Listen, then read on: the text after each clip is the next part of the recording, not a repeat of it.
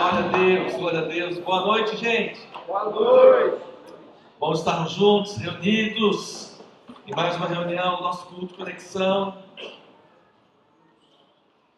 Que bom que você está aqui. Olhe para o seu irmão ao seu lado e diga para ele também, que bom que você está aqui.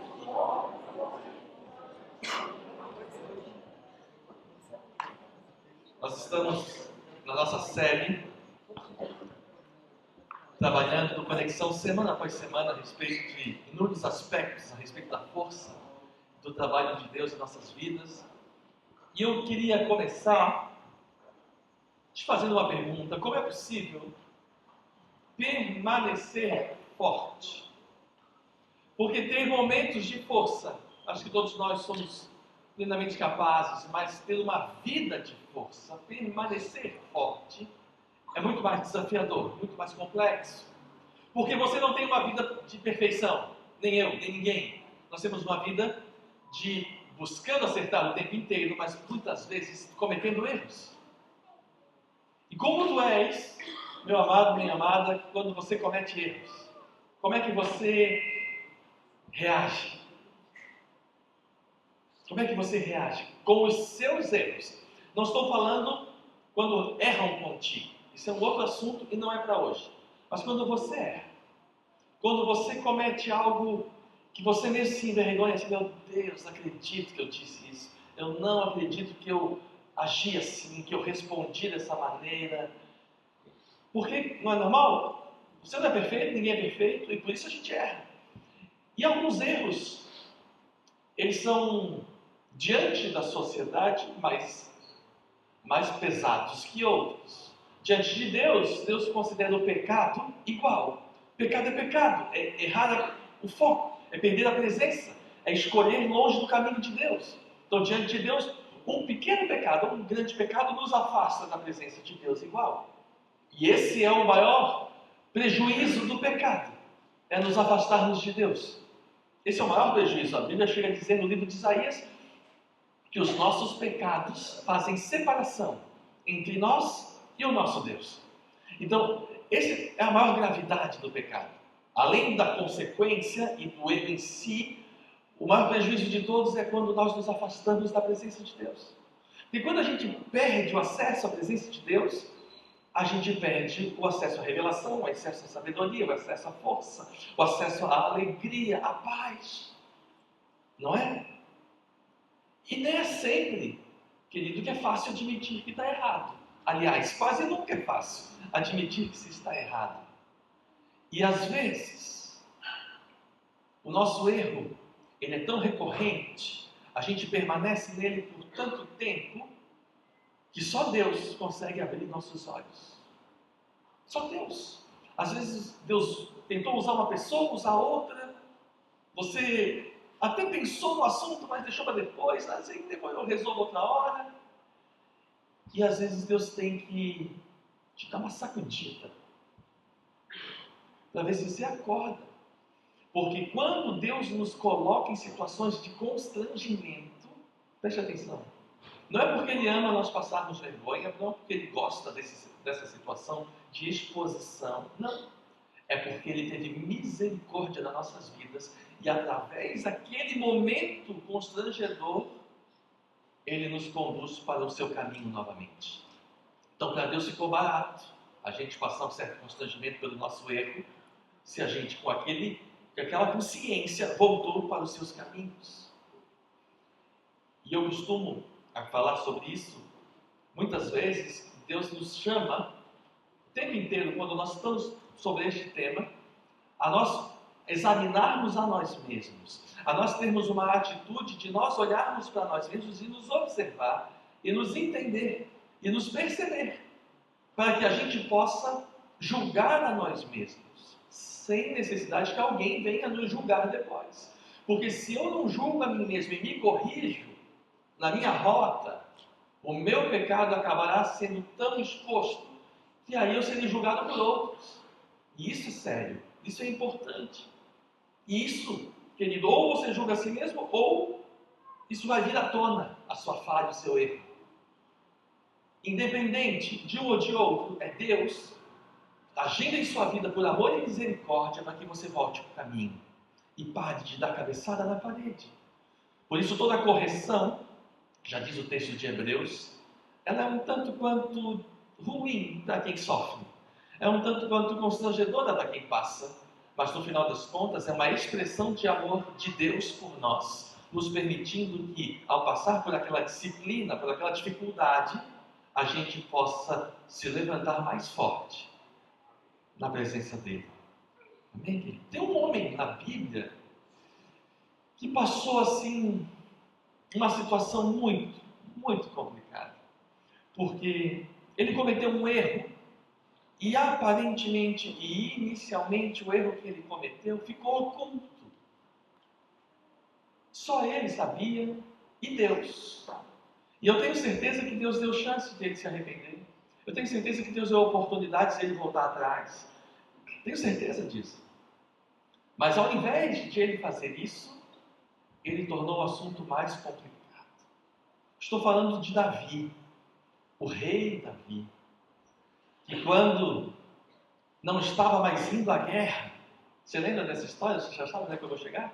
Ele já não estava mais indo para a guerra, ele já estava no terraço dos palácios dele, e num dia onde Israel estava em guerra, e ele, o rei, que sempre esteve à frente da batalha, nesta vez não foi, ficou no terraço, e passeando pelo terraço, ele foi observar o seu reino, ele conseguiu ver uma mulher tomando banho nas casas pela frente. E ele não só viu e mudou o olhar, mudou o foco, porque você às vezes não controla o primeiro olhar, mas o segundo em diante é sua responsabilidade. Ele não só não parou no primeiro olhar, como ele a desejou, ele tentou descobrir quem era, descobriu quem era, viu que era uma mulher casada, e era o suficiente para ele parar aí, e não parou. Ele avançou nessa situação, ele descobriu quem era o marido, percebeu que o marido era seu guerreiro da batalha. Davi pisou muito na bola aqui, porque depois disso, ele não se aguenta, ele acaba se envolvendo com a mulher, mesmo ele sabendo que era casado. E aí, queridos, como eu falei, Deus deu muitas chances para ele evitar isso, muitas chances.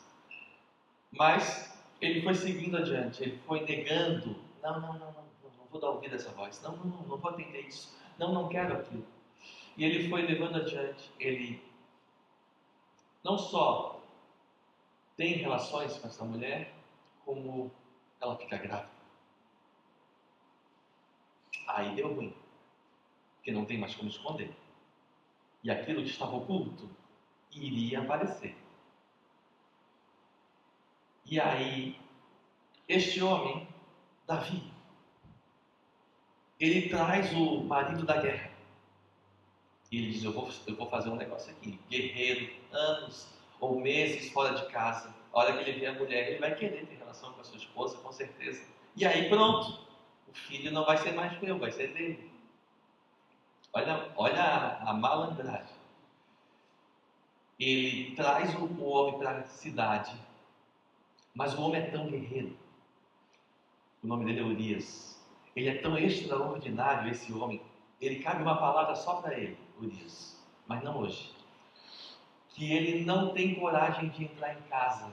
Ele dorme no tapetinho de fora de casa, ali na rua, na porta de casa, porque ele diz, como eu vou me regalar em minha casa, como eu vou ficar com a minha esposa, enquanto os meus irmãos de batalha estão sangrando agora. Eu não vou entrar em casa. Se o rei me chamou, ok, eu obedeci, mas eu não tenho coragem de entrar num conforto que os meus irmãos não estão. Olha a cabeça de Urias. Portanto, o plano de Davi se frustra, porque ele não conseguiu fazer Urias ir para a cama com a sua esposa. E aí Davi, sabe quando você está num buraco e você, ao invés de, que é o tema de hoje, nós vamos falar disso, arrependimento, ao invés de você se arrepender e buscar consertar, você tenta saídas para resolver o problema sem você resolver o seu coração, é Davi. Já que não deu para Urias fazer o que eu imaginei que ele iria fazer, então chama um general aqui. Seguinte, Urias vai voltar para a guerra, mas eu quero ele na primeira fileira de batalha. Aquela que a flecha chega primeiro, sabe? Quando o time de lá soltar a flecha, vai pegar Urias e ele vai morrer. E aí, como ele vai morrer, eu já vou poder casar com ela. E acontece. É exatamente o que acontece. E aí morre Urias. Quem é que sabe disso? Ninguém. O general, mas que é o rei tentando organizar a batalha, não fica muito claro maldade ali, mas Deus sabe.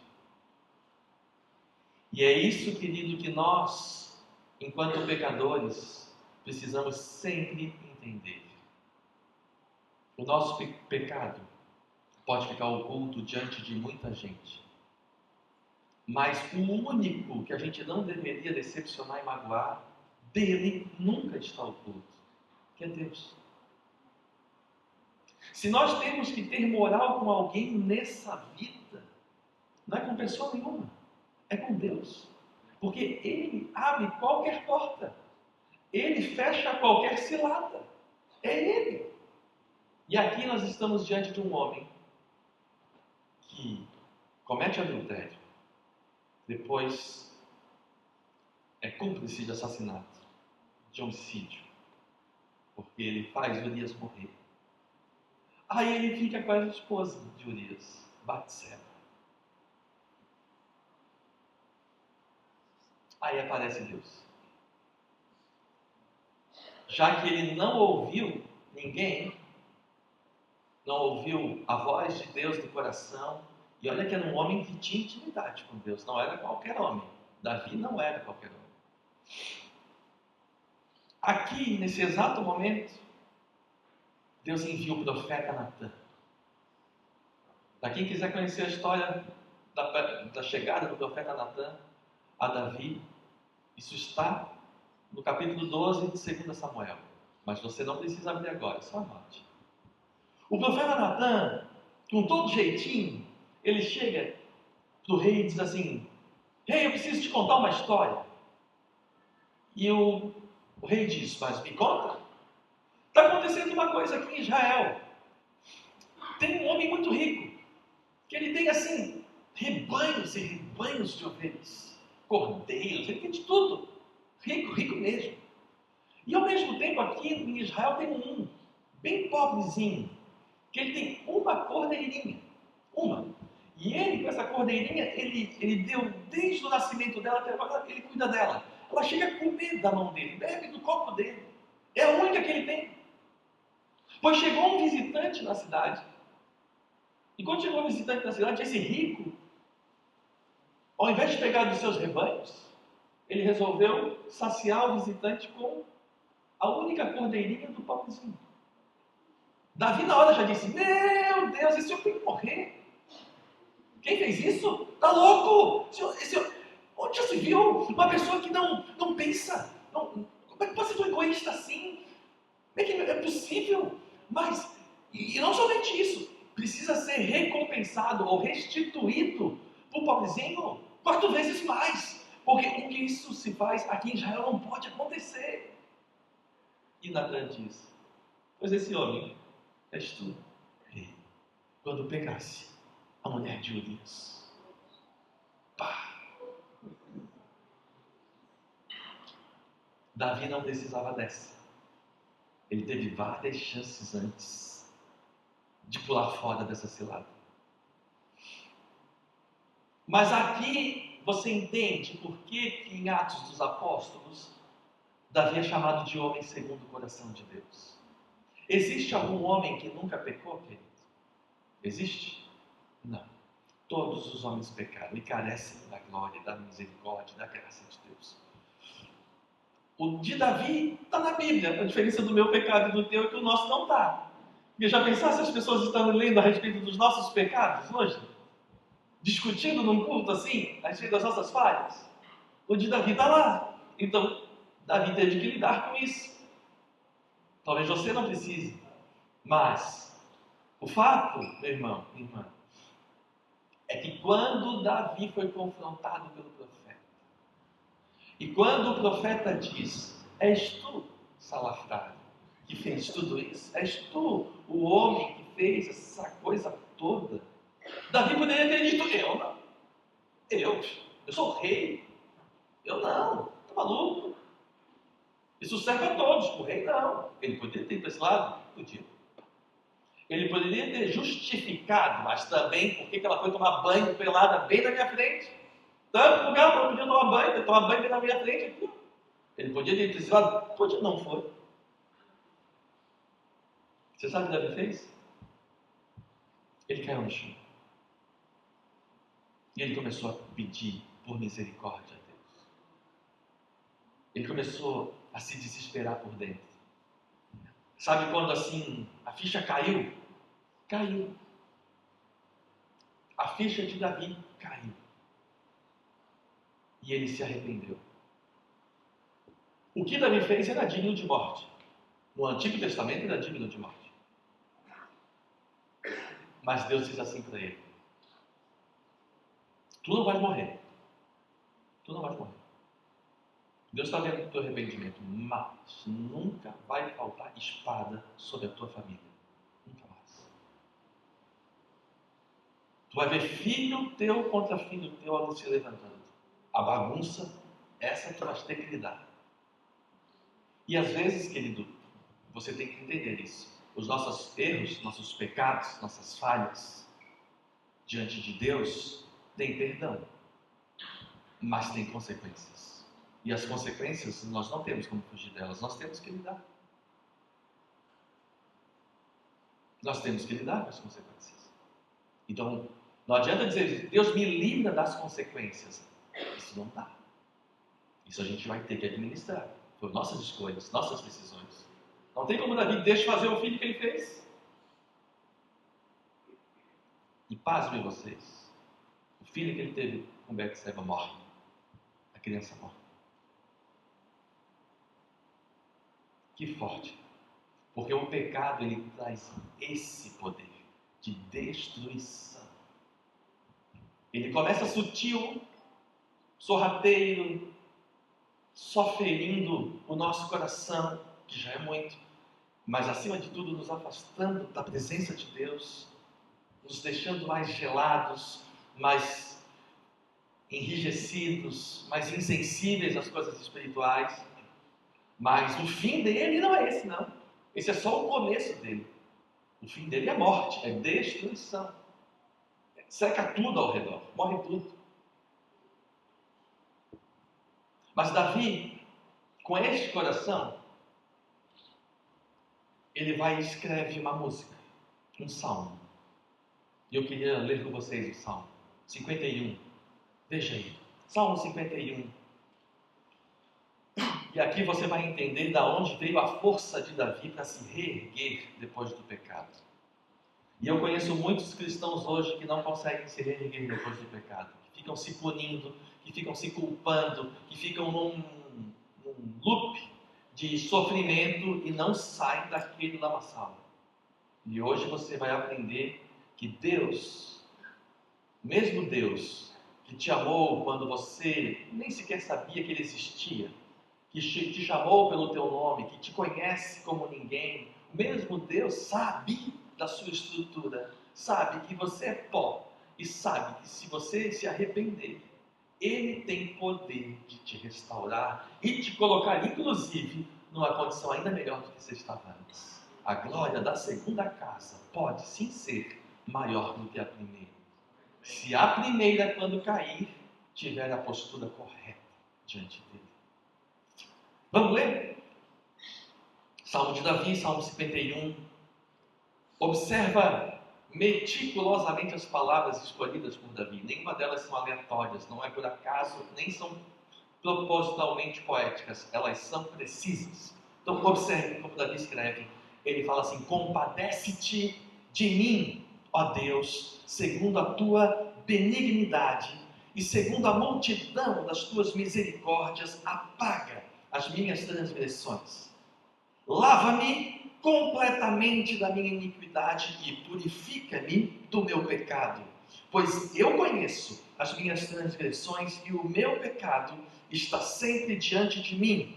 Pequei contra ti e contra ti somente, e fiz o que é mal perante os teus olhos, de maneira que serás tido por justo no teu falar e puro no teu julgar. Eu nasci na iniquidade e em pecado me concebeu minha mãe. Eis que te comprases, na verdade, no íntimo e no recôndito fazes conhecer a sabedoria. Purifica-me com esopo e ficarei limpo. Lava-me e ficarei mais alvo que a neve. Faze-me ouvir júbilo e alegria, para que exultem os ossos que esmagaste. Esconde o rosto dos meus pecados e apaga as minhas iniquidades. E ele diz: cria em mim, ó Deus, um coração puro e renova dentro de mim um espírito inabalável. Não me repulses da tua presença, nem me retires o teu Santo Espírito. Restitui-me a alegria da tua salvação e sustenta-me com um espírito voluntário. Então ensinarei aos transgressores os teus caminhos e os pecadores se converterão a ti. Livra-me dos crimes de sangue, ó Deus, Deus da minha salvação, e a minha língua exultará a tua justiça. Abre, Senhor, os meus lábios, e a minha boca manifestará os teus louvores. Porque não te comprases em sacrifícios, do contrário, te daria eles. Não te agradas dos holocaustos. Sacrifícios agradáveis a Deus são o espírito quebrantado, coração compungido e contrito, este não desprezarás, ó Deus. Tem aqui. Que texto, não é? Que salmo. E eu queria passear por ele rapidamente com você. E dizer que quando você vier a pecar, e isso muitas vezes acontece diariamente, ou uma vez a cada não sei quanto tempo na sua vida, e você for falar com Deus a respeito, não justifique, nem se explique. Peça por misericórdia. Compadece-te de mim, meu Deus. Tem compaixão da minha vida. Segundo a tua bondade, como diz Davi. E segundo a multidão das tuas misericórdias, apaga os meus erros. Apaga as minhas transgressões. Olha como se chega. Olha como se fala. Me entende? E ele diz, ele não foge, ele diz: eu sei, eu conheço as minhas transgressões, eu conheço os meus pecados, eu sei. Eu fiz, eu cometi, eu errei. Você não vê Davi dizendo assim: ah, mas não deu, ela estava sem roupa, ah, mas não deu, ela era muito bonita. Ele não se justifica, ele não se explica. Ele diz: Senhor, eu errei, eu sei que eu não podia ter feito isso. Ok? A palavra arrependimento, no original do grego, ela é metanoia. Metanoia é mudança de mentalidade. Mudei, eu pensava assim, eu agia assim, esse era o meu jeito, mudei. Arrependimento é: eu não sou mais o mesmo, eu mudei a maneira de eu pensar, a maneira de eu ver, de eu enxergar. Metanoia, mudança, transformação. Se não houver arrependimento, ninguém experimenta do Senhor. Ninguém, nenhum de nós. Por isso, arrependimento é essencial para a vida cristã. Vida cristã sem arrependimento, não tem cristianismo aí. Por quê? Porque o arrependimento me faz ter a nova vida. É o que João Batista dizia. Vocês precisam produzir frutos dignos do arrependimento. Essa é a pregação de João Batista inteira. Arrependimento. Arrependei-vos, pois é chegado o reino dos céus. E arrependei-vos significa: muda, transforma a tua mentalidade. Não continua igual. Ah, não tem para mim, não tem para mim. Pisou no meu pé, eu piso de volta. Não, muda. Arrepende, muda a tua mentalidade. Não tem essa. Meu negócio é: se pisar comigo, eu vou pisar em cima. Opa! Está doido? Arrepende-se, muda a maneira de você pensar. Mas me educaram assim, me ensinaram assim, na minha cidade é sempre assim. Mas no reino dos céus não é. Você é cidadão do reino. Você foi transformado pela graça de Jesus Cristo, pela misericórdia de Deus, somos o que somos. Então, querido, nunca esqueça disso. Você precisa ter a postura que Davi teve. Evitar pecar é sempre importante, sempre bom. Mas às vezes você vai errar. Então, eu estou falando a partir do erro. O que fazer? A partir do erro não é ficar prostrado.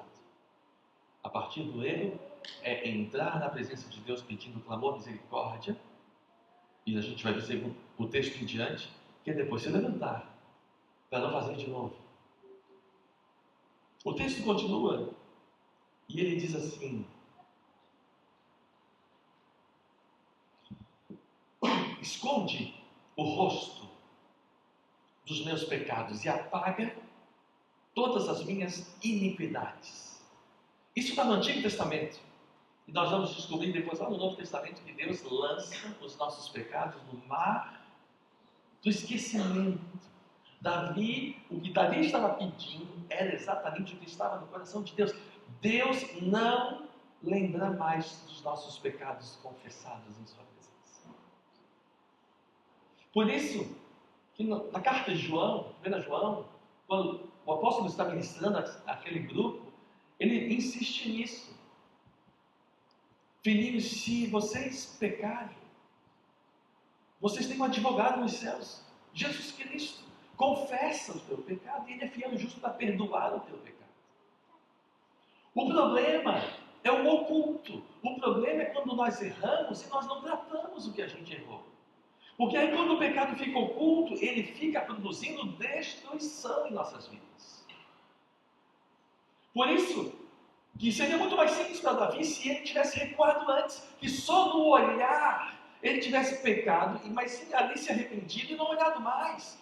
Mas depois que ele foi fazendo as besteiras, ele teve chance antes de se arrepender, antes da destruição toda. Mas como ele manteve oculto um pecado, escute isso, um pecado puxa outro pecado. Um abismo chama outro abismo.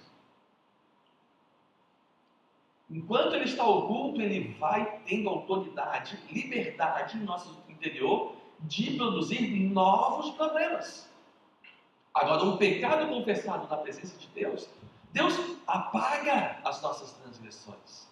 Não há mais legitimidade no mundo espiritual de você ser acusado de uma coisa que foi confessada e perdoada pelo sangue do Cordeiro. Passou o sangue do Cordeiro, anulou o pecado, zerou. Só que hoje, se você não lidar com isso, com o coração disposto a ter uma nova atitude, você vai viver num ciclo vicioso. E não pode ser assim. Nossa vida pode ter e tem erros, tem pecados, mas não pode ser uma vida de pecado. O pecado tem que ser um tropeço, um acidente, e não um estilo de vida. Porque se ele for um estilo de vida, não há arrependimento neste coração, não há transformação, não há conversão, não há mudança de mente. Ok? Então sim, o pecado tem que ser um tropeço, e não um jeito de viver. Se for um jeito de viver, você ainda não conheceu o Senhor da glória, você não conheceu Jesus. E aí Davi, quando ele olha assim, apaga. Logo depois, vem as palavras cirúrgicas de Davi. E eu queria deixar esses aqui para ser nossos parâmetros em nossas vidas. Davi pede primeiro: cria em mim, ó Deus, um coração puro. Cria em mim um coração puro. A palavra de Deus nos diz que quando nós nascemos de novo em Cristo, Jesus foi nos dado um novo coração. Okay? Então Deus, sabendo disso, lá depois de Jesus Cristo, Ele dá a todos os que nele creem este novo coração. Agora cabe a nós mantê-lo limpinho, restaurado. Cabe a nós cuidarmos dele. Então, o novo coração Deus nos dá. Mantê-lo puro é que nós temos que buscar todos os dias em nossas vidas. Cria em mim, ó Deus, um coração puro. Davi não tinha, ele vivia no Antigo Testamento, é outra realidade espiritual. No Novo Testamento você tem um novo coração, mas você tem que mantê-lo puro. E aí, meu irmão, eu quero tocar num outro ponto muito rico, muito importante. Talvez uma das coisas mais difíceis de você restaurar é a pureza do seu coração. Depois que você deixou com que a malícia, a maldade entrasse lá dentro, restaurar a inocência é muito mais difícil, é muito mais complexo.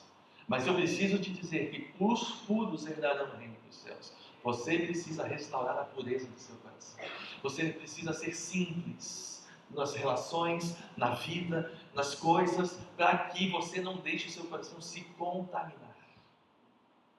É uma ação direta, é uma observação constante, é uma vigilância das nossas vidas conosco mesmo. Manter um coração puro é um estado de vigilância espiritual. É uma escolha. Você vê o erro, ou você vê a maldade, você vê a malícia e você opta em não tratar os outros pela malícia, pela maldade que você está enxergando, e sim, você escolhe agir com graça, amor, tolerância e misericórdia. Aí vão te chamar de tolo, vão te chamar de bobo, vão te chamar de o que quiser chamar. Mas você está preocupado com uma coisa só: o meu coração precisa se manter puro. Porque se eu pensar mal de todo mundo, porque ninguém é perfeito, então todo mundo é digno de críticas. E se eu for para esse caminho, eu vou contaminar meu coração. E se o meu coração ficar contaminado, eu perdi o lugar sagrado onde o Espírito de Deus veio habitar. Então, meu amado, você precisa orar como Davi todos os dias. Senhor, mantém e me ajuda a manter um coração puro. Me ajuda, eu preciso manter pureza no meu coração, para que eu possa receber com inocência tudo que está chegando, sem observar, o que os outros estão maquinando contra mim. Isso o Senhor cuida, o Senhor guarda. O meu coração precisa se manter puro. Amém, querido? Você está entendendo? Bom, Davi pede isso, mas depois ele pede uma coisa bombástica. Ele diz: sustenta-me com um espírito que não é capaz de se abalar, um espírito inabalável. E aqui a coisa fica grande, aqui a coisa fica séria, porque, amado, hoje em dia as pessoas estão sendo abaladas com uma crítica na internet, uma opinião de um que nem conhece a tua vida direito. E se uma palavra dessa de um desconhecido tem poder de te abalar, imagina quando for essa palavra vindo da tua esposa, do teu pai, tua mãe, teus irmãos. Mas não pode ser tão molenga assim. Essa é a verdade, não pode ser tão frágil. Não, nossa oração é: Senhor, sustenta-me com um espírito inabalável. O que eu sou hoje, eu serei amanhã e depois. Eu não desistirei, eu não pararei, eu continuarei, eu perseverarei, eu estarei contigo até o último dia. Eu não vou andar em ciclos, eu não vou andar em altos e baixos, não, eu vou progredindo de fé em fé, de glória em glória, até ser um dia perfeito, até eu poder olhar nos olhos de Jesus e Ele me receber nos céus. Espírito inabalável, espírito que não está sujeito a cair todos os dias. Sim, o cair pode surgir em nossas vidas, claro que pode. Você não pode ficar caído, prostrado. Ah, meu Deus, caí, eu nunca mais vou conseguir me levantar. Acorda, tu não sabe quem é o teu Deus, não? O poder que Ele tem. Porque o cair pode ser do homem, mas quem levanta é Deus, o levantar é dele. Nem que levantar é dele, é Ele que levanta. Para isso você tem que saber, você não vai ficar prostrado. Você precisa clamar a Deus sempre como Davi, um espírito inabalável. Você precisa todos os dias. Todos os dias, Senhor, sustenta-me com um espírito inabalável. Você acorda para trabalhar? Todo mundo acorda para trabalhar aqui. Senhor, me levanta neste dia de trabalho com um espírito inabalável. Amém? Amém. Ele continua e ele diz: Senhor, eu pisei feio, eu pisei na bola. Se for falar bem certinho, eu não sou digno nem para estar na tua presença. Mas, ele diz: mas, não me retira da tua presença. Não tira de mim o teu Santo Espírito. E aqui está, querido, de onde vem a força? A força para você se levantar depois de cair vem da presença de Deus. Por isso, não negocie a presença de Deus. Ela não está no acordo, ela não está no jogo, ela não pode ser negociada. A presença de Deus é o que te sustenta. é a tua base, é a tua estrutura, é tudo que você precisa. É o Espírito Santo ativo dentro de ti que te mantém alerta. Então não entra numa embriaguez emocional nem espiritual. Você precisa estar alerta, sabendo daquilo que Deus está fazendo. E dessa forma você precisa da presença. É aí que vem sua força. É aí que vem a força de te levantar. É a presença de Deus que vai lá e nos resgata, nos restaura, limpa as coisas que estavam sujas, restaura o nosso caminho. E depois Davi fala assim: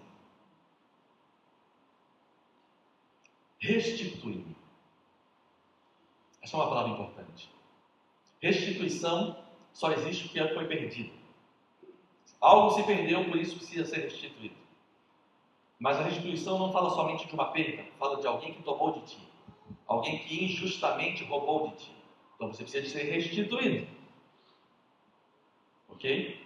Você comprou uma comida no iFood, pagou, a comida não chegou, mas o Pix já foi. E agora? O que faz? Você vai ligar no iFood pedindo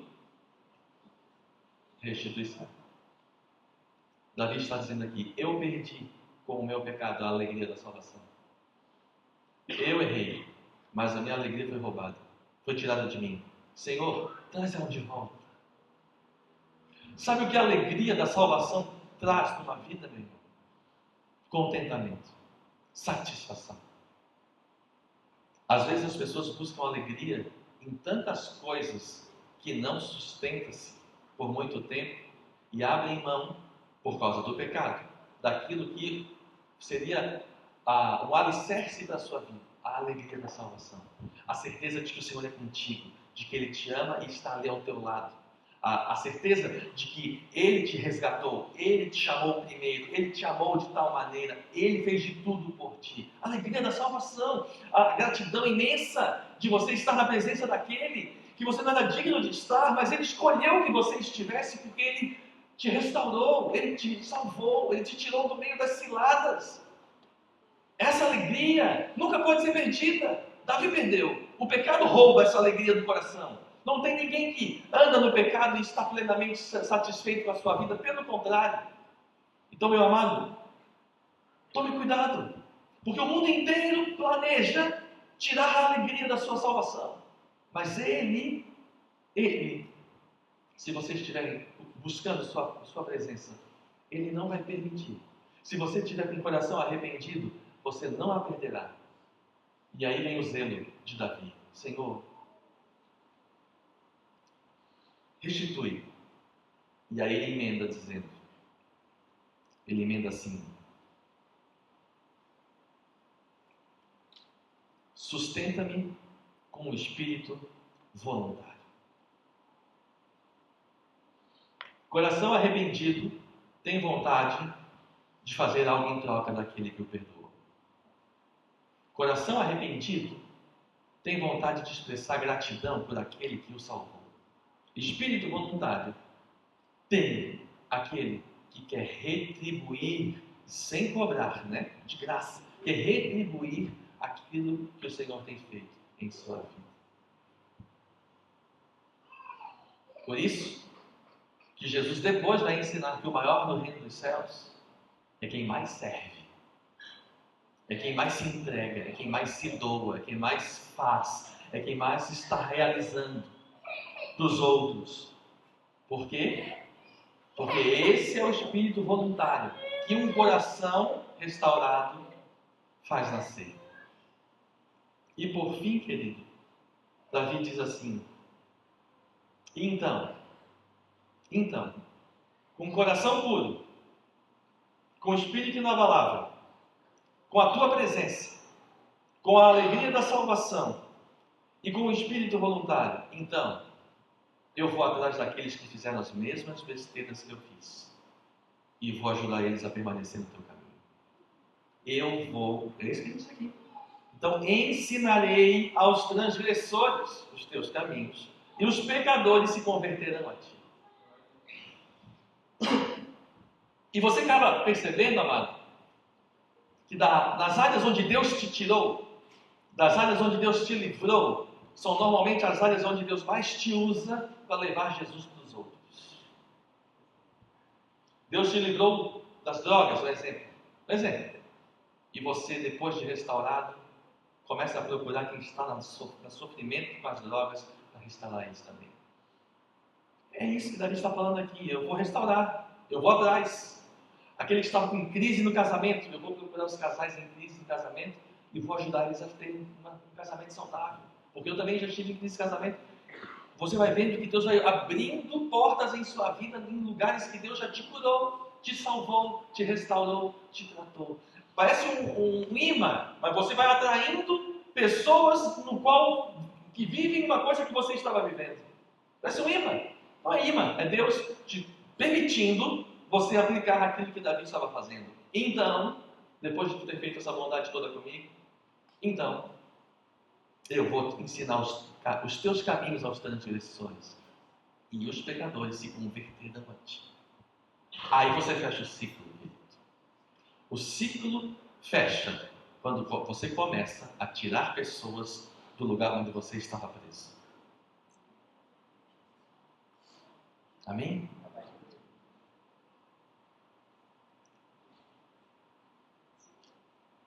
Com isso eu quero finalizar te trazendo uma palavra muito direta, muito íntima. Porque alguns se penalizam muito pelas suas quedas. E tem alguns aqui que não conseguem nem sequer se perdoar. Isso é gravíssimo, seríssimo. Porque Deus te perdoa, as pessoas te perdoam, mas você não se perdoa. Você é maior que Deus agora? Só pode? Você é maior que Deus? Ah, não, mas eu tenho que me punir. E ganha o quê com isso? Sabe o que você ganha? Ficar plantado no lugar que você está para sempre. Não avançar, não crescer, não expandir. Você tem que aprender a se perdoar. Ah, mas eu fiz coisas, e aí? Todo mundo fez coisas. Você pediu perdão? Para Deus pedir. Você buscou o que Davi está pedindo aqui todos os dias da minha vida. O que está faltando? Está faltando você se perdoar. Você precisa se perdoar. Mas não era nem esse o recado que eu vim dar. O que eu quero dizer é: a sua queda não é o teu fim. É isso que eu vim te contar hoje, no final dessa mensagem. Não é porque você caiu que você não vai ter uma nova chance. Não é porque você caiu que você não vai ter uma outra oportunidade para acertar. Não é o teu fim. Enquanto você estiver vivo e buscar a presença de Deus, você tem oportunidades que Ele renova sobre nós todos os dias para nós fazermos melhor e de novo. Então não desista. É esse recado que eu quero te dar. Não desista. Você caiu? Ok. Todo mundo já caiu. Agora levanta. Arrependido. Mudança de mente. Metanoia. Outra cabeça, outra mentalidade. E te fortalece para não cair de novo. Como, bicho? Como é que eu me fortaleço para não cair de novo? Segue essa lista de Davi. Coração puro, espírito inabalável, presença de Deus, alegria da salvação, espírito voluntário e compartilhar com os outros o Evangelho de Deus. Fecha esse ciclo e você vai ver que você vai se fortalecendo cada vez mais. Você pode até cair de novo, mas que seja em outras coisas. Você vai vencendo as batalhas e vai avançando em nome de Jesus, amém? Porque a nossa força, a força para levantar, ela tem que vir de Deus. E se você buscou força em ti esses anos todos, talvez seja por isso que tu não conseguiu se levantar tão bem. Porque em nós, humanamente falando, há pouca força. Nele, nós podemos todas as coisas. Nele, nós podemos enfrentar exércitos. Nele, somos mais do que vencedores. Em Cristo Jesus. Amém? Coloque em pé.